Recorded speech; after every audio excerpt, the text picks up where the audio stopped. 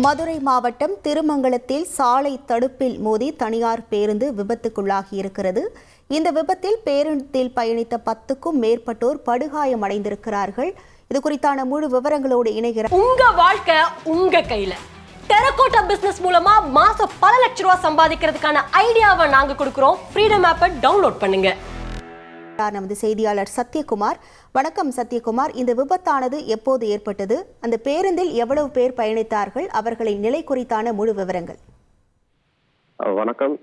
விருதுநகர் மாவட்டம் ராஜபாளையம் பேருந்து நிலையத்திலிருந்து அதிகாலை 4:30 மணி அளவில் தனியார் பேருந்து ஒன்று 82 பயணிகளுடன் மதுரையை நோக்கி வந்து கொண்டிருந்தது. அப்போது சரியாக காலை 6 மணி அளவில் மதுரை மாவட்டம் திருமங்கலம் நகர் பகுதியில் உள்ள ஆனந்தா தியேட்டர் நிறுத்தத்தில் பயணிகளை இறக்கி விட்டு மீண்டும் அங்கிருந்து பேருந்து மதுரையை நோக்கி புறப்பட்ட போது எதிர்பாராத விதமாக இந்த பாரத் ஸ்டேட் வங்கி அருகே அந்த ஓட்டுநரின் கட்டுப்பாட்டை இழந்த அந்த தனியார் பேருந்து சாலை நடுவே இருந்த தடுப்பு சுவரில் மோதியது.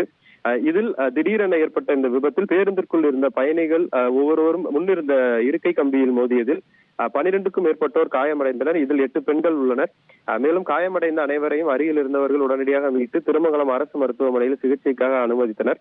இந்த சம்பவம் குறித்து திருமங்கலம் நகர் போலீசார் வழக்கு பதிவு செய்து விசாரணை மேற்கொண்டு வருகின்றனர். உங்கள் விவரங்களுக்கு நன்றி சத்யகுமார்.